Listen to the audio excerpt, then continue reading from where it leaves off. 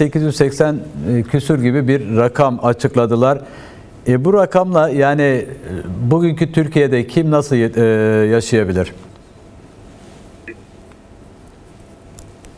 Şimdi şöyle bir gerçeklik var. Bu TÜİK'in enflasyon verileri üzerinden konuşa bir hal olduk aslına bakarsanız. Artık Sağır Sultan bile biliyor bunun sahteliğini. Ama Mehmet Şimşek ilk iş başına geldiği gün yaptığı konuşmada artık rasyonel politikalara dönmenin zamanı geldi demişti. Rasyonel diye bildiğimiz nedir? Akla uygun olması. Yani akla, gerçeğe uygun olması.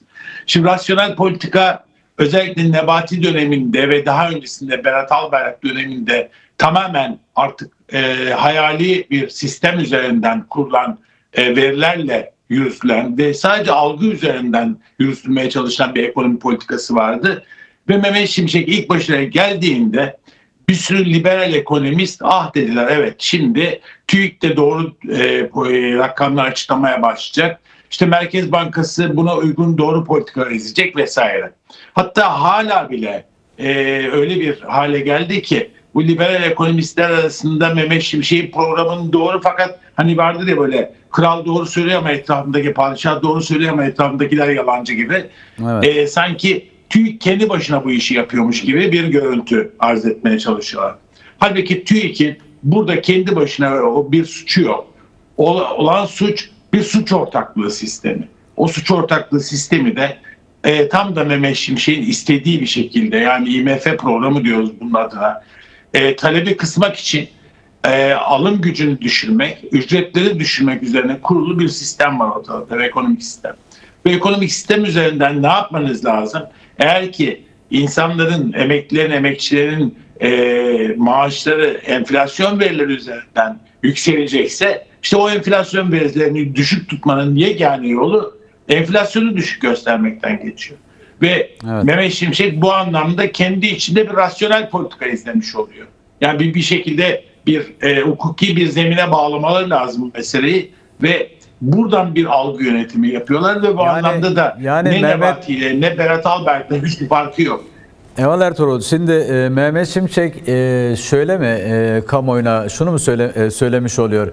İşte resmi devlet kurumu var, bilimsel çalışmalar yürütüyor. İşte biz de onun yapmış olduğu araştırmalar sonucu açığa çıkardığı rakamlar üzerinden sizlerin maaşlarınıza ya da ücretlerinize zam yapıyoruz şeklinde bu mesajı vermek istiyor aslında, değil mi? Evet. Şimdi şöyle bir gerçeklik var. Aslında Mehmet Şimşek'in kafasından geçen, açıklamış oldukları orta vadeli program üzerine açıklamış oldukları hedef enflasyona göre ücretlerin belirlenmesi. Hem emekli maaşlarını hem memur maaşlarını bu şekilde belirlemek istiyor.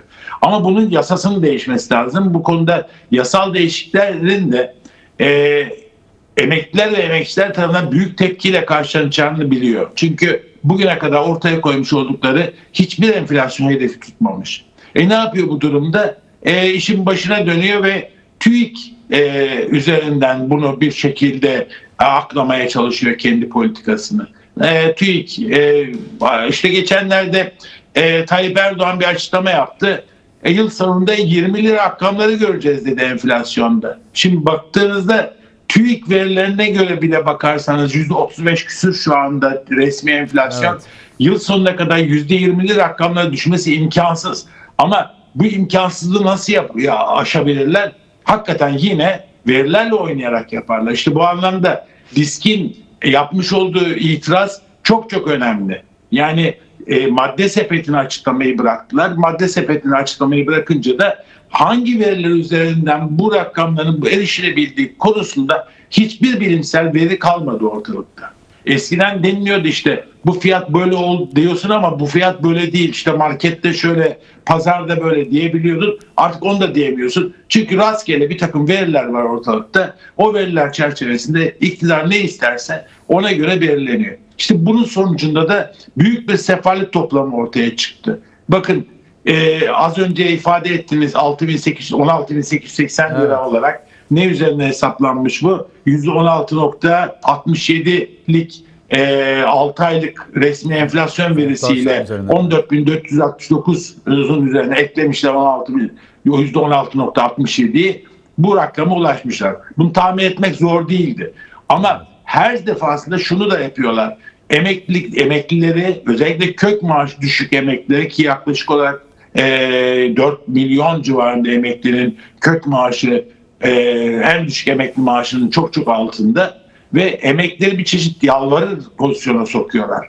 Her seferinde bir istim üstüne tutuyorlar. Acaba zam yapacaklar mı, yapmayacaklar mı? Çünkü bunun için de meclis kararı gerekiyor.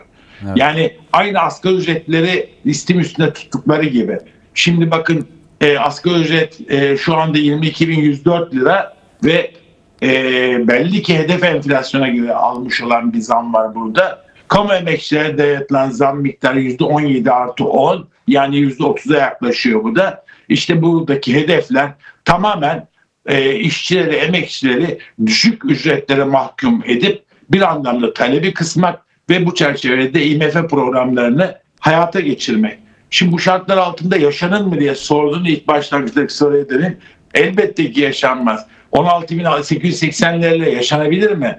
Açlık sınırının 26.000 lira, 30 küsur bin lira arasında olduğu bir ülkede yaşıyoruz. Üstelik bu rakamlar Mayıs ayına ait rakamlar. Evet. Türk İş'in verileri vesaire çerçevesinde düşündüğümüzde. Bu rakamlarla tabii ki yaşanamaz ama ne olur?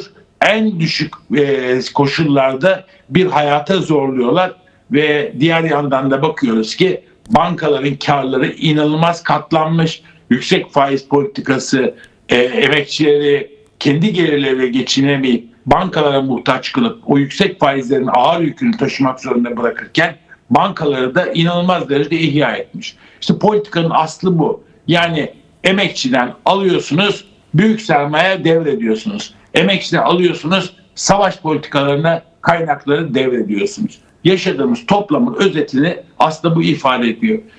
Öncelikle değişmesi gereken ne diye sorulduğunda TÜİK'in sahteliği, iktidar yalanları falan değil.